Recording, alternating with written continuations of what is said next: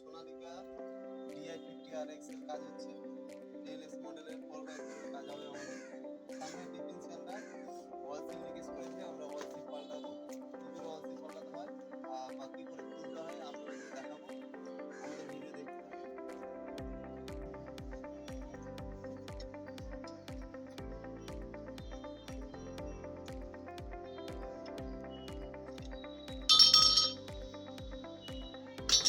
যাদের সিস্টেম জানা নাই এই সিস্টেমে খুলবেন অবশ্যই সুবিধা লাগবে।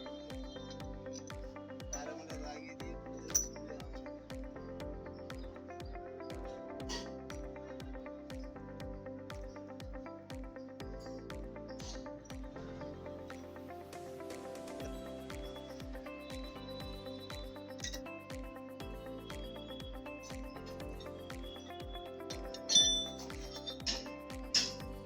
এই যে আমাদের ওয়াল সিল,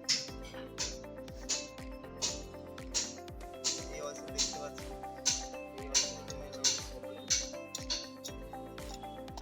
এই যে ওয়াল সিল, তারপরে এই যে ওয়াল সিল রাবার,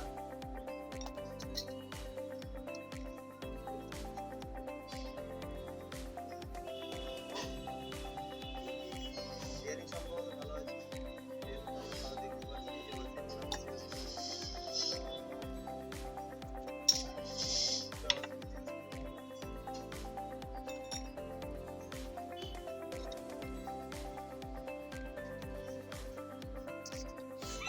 আপনাদেরকে তো কিভাবে খুলতে হয় সেটা দেখালাম, আর ফসিল কাটার কারণে কি আছে সেটা দেখাচ্ছি আপনাদেরকে।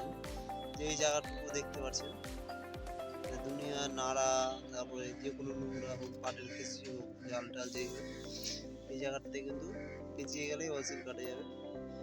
তো অন্তত যখনই এখানে নাড়া টাড়া করে কিছু আটকাবে অবশ্যই পরিষ্কার করে দেবেন, তাহলে ওয়ালসিলটা সেফটি থাকবে, ওয়ালসিল নষ্ট হওয়ার চান্সটা কম থাকবে। এটা একটু গুরুত্ব দিয়ে দেখবেন আপনারা।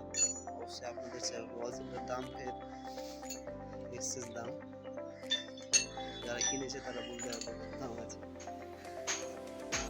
এই যে আমাদের ওয়ালসিল, ওয়ালসিলটা ভালো করে দেখতে পাচ্ছেন। এটাই আমাদের ওয়ালসিল সেটিং থাকে, এক সেট দিয়েছি স্যাম্পল নিয়ে আসার জন্য। আর এগুলো ওয়াসার 32 নম্বর সেকনার। আর এই যে প্রিমিয়াম,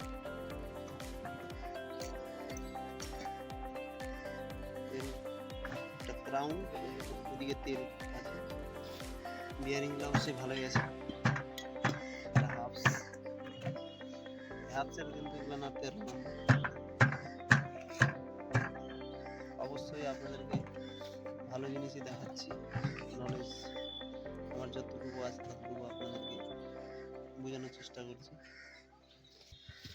এই যে দেখুন সম্পূর্ণ গিয়ার রোলটা তো দেখতেই পাচ্ছেন, গিয়ার রোলে জল ঢুকেছে। এই জল ঢোকার কারণটা আপনাদেরকে দেখাচ্ছি আমি, কেন জল ঢুকেছে। এই যে জল ঢোকার কারণটা হলো এটা, মেন রিজন এটা। যে আমাদের ট্রাক্টরের মালিক রয়েছে, ওই মালিকের মিস্টেক এটা।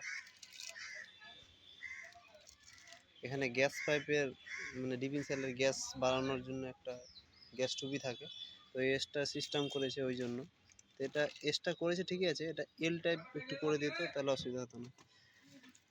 এই চাকারও ওয়েসেল কাটা আছে, আমরা এটাও চেঞ্জ করবো। আপনাদেরকে একটাই দেখালাম এখন আপাতত, লাগানোর সময় অবশ্যই দেখতে হবে আপনারা।